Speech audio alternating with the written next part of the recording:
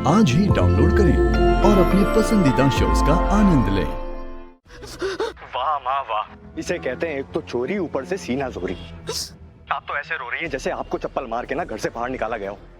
आपने बड़ी आसानी से अपने सारे पापों का ठीकरा ना मुझ पर फोड़ दिया। खुद तो वापस महान बन गई और मुझे बलि का बकरा बना दिया। और अब आंसू भी आप खुद ही बहा रहे हो। सच कहूं ना, मुझे तो पहले से पता था कि आप किसी के नहीं हो सकते, अपने सगे बेटे के भी नहीं। ऐसे क्यों बोल रहा है? तूने देखा था ना मैं कैसे चारों तरफ से गिर गई थी। अगर मैं तुझ पे इल्जाम नहीं लगाती तो सारा इल्जाम मेरे सर पे लग जाता बेटा। अरे कैसी माँ है आप? और सच बताओ, आप माँ हो भी या नहीं? क्योंकि माँ तो वो होती है जो अपने बच्चों की गलती का इल्जाम अपने ऊपर ले लेती है। और आप वो माँ हो जो जैसे ही फंसती है वैसे ही मेरी गर्दन सूली पे डाल देती है। तो आप ना अब रोना तो बंद कर दो, मुझे गुस्सा आ रहा है आपके रोने पे माँ। ज्यादा मत बोल। तेरी लापरवाही की वजह से रीत के हाथों वो वसीयत के पेपर्स लग गए, इसीलिए आज हम मातम मना रहे हैं, नहीं तो हम जश्न मना रहे होते।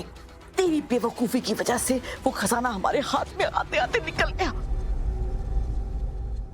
लेकिन मैं सच कह रही हूँ बेटा, मैंने जो कुछ किया तेरे लिए ही किया। मैंने तुझे घर से बाहर निकाला है ना, मैं ही तुझे घर में वापस लेकर आऊंगी।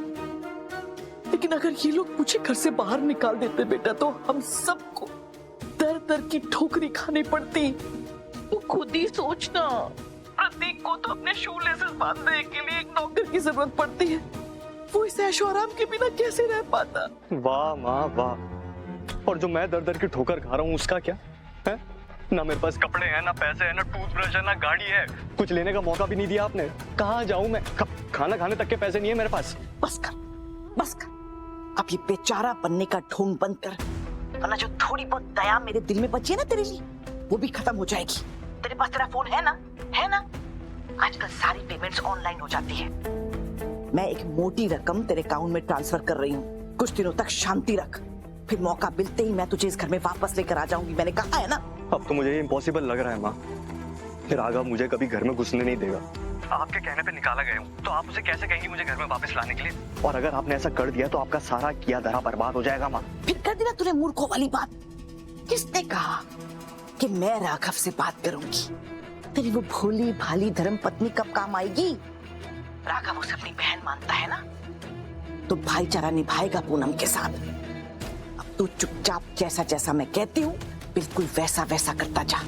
ज्यादा होशियारी मत दिखाना, फिर देखना मैं तुझे कितनी आसानी से इस घर में वापस लेकर आती हूँ। तो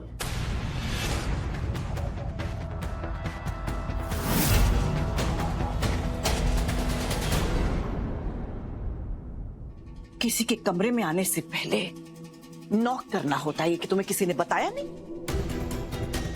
इतना सब कुछ करने के बाद अब आप मुझे मैनर्स सिखा रही है। वैसे आप तो बहुत खुश होंगी ना बुआ जी कि आज आपका पर्दाफाश नहीं हुआ, और कितनी चालाकी से आपने पूरी बात अपने ही पक्ष में पलट ली। वैसे किससे बात कर रही थी आप? वीरू भैया से?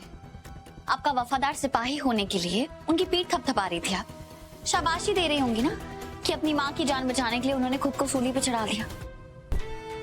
रीत, एक बात बताओगी, तुम्हें मेरे खिलाफ किसने भड़काया है? वरना हम तो एक दूसरे से कितना प्यार करते थे। तुम जानते हो कि तुम मेरी सबसे प्यारी बहू हो। ये अच्छाई का ढोंग मेरे आगे करना बंद कर दीजिए बुआ जी, क्योंकि मैं आपका घिनौना चेहरा और आपकी घटिया हरकतें जान चुकी हूं। मैं जानती हूँ कि वसीयत के पेपर्स आपने ही बनवाए थे।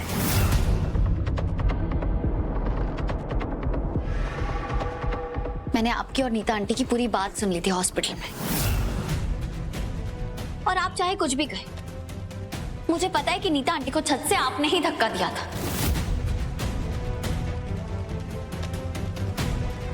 उसमें भी आपका कोई स्वार्थ होगा, क्योंकि राघव के लिए आप क्यों लड़ेंगी? आप तो खुद राघव को अपने रास्ते से हटाना चाहती है ना। एक बात याद रखिएगा बुआ जी, आज नहीं तो कल मैं ये सब कुछ राघव के सामने साबित करके रहूंगी।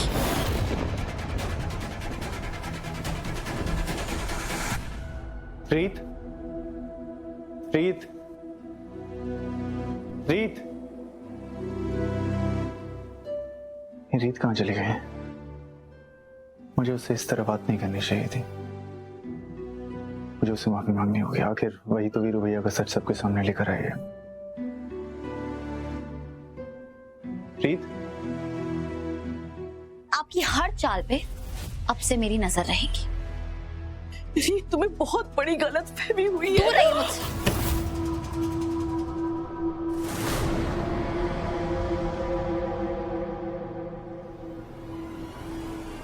ठीक है, ऐसा है तो ऐसा ही सही। तुमने बिल्कुल सच कहा, मैंने ये सब किया है, बल्कि इससे भी ज्यादा किया है, जिसकी तुम्हें भनक तक नहीं लगी। हाँ, मैंने नीता को छत से धक्का दिया था।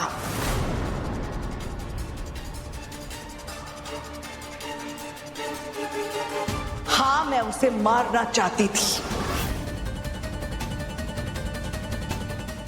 लेकिन वो इतनी सख्त जान निकली, इतनी ऊंचाई से गिरने के बावजूद वो अभी तक जिंदा है।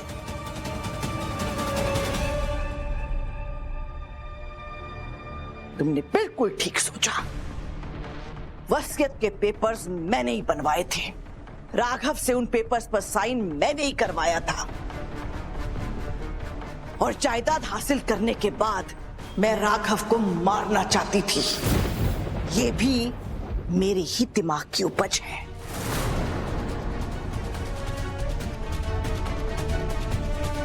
लेकिन तुम ये सब जानकर क्या करोगी? क्योंकि साबित तो तुम कुछ नहीं कर सकती। राघव कभी भी मुझे मुजरिम ठहराकर उस कटघरे में खड़ा नहीं करेगा, जिसकी वकील भी तुम हो और जज भी तुम।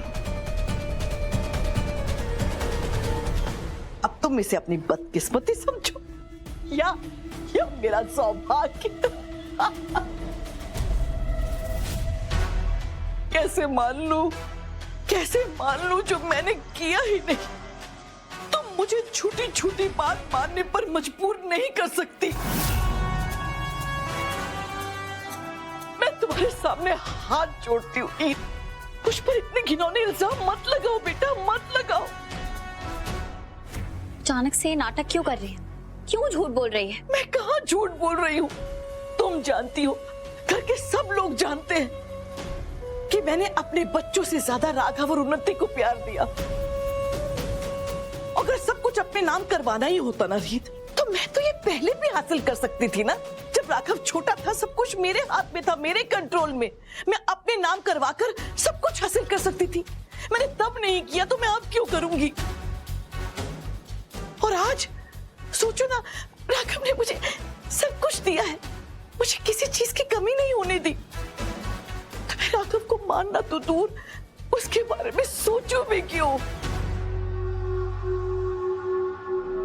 आज मैंने अपना बेटा, मेरे वीरेन को खोया है। मुझे लगा तुम मेरा दुख बांटने आई हो, लेकिन तुम तो मेरे जले पर नमक छिड़कने आ गए। प्रीत, राघव, बुआ मैंने जी कहा था ना तुम्हें, तुम मेरी बनाई हुई लकीर को पार नहीं करोगे। बंद करो मेरी माँ जैसी बुआ जी पे इल्जाम लगाना और अपनी अदालत में उन्हें गुनहगार साबित करना। अगर तुम उन्हें इज्जत और प्यार नहीं दे सकती तो दूर रहो उनसे। प्रीत, मेरी जिंदगी में प्रॉब्लम कम नहीं है जो तुम एक और बढ़ा रही हो। इतनी मुश्किल से मैंने बुआ जी को रोका है, वरना वो तो इस घर से जा रही। चलो यहां से।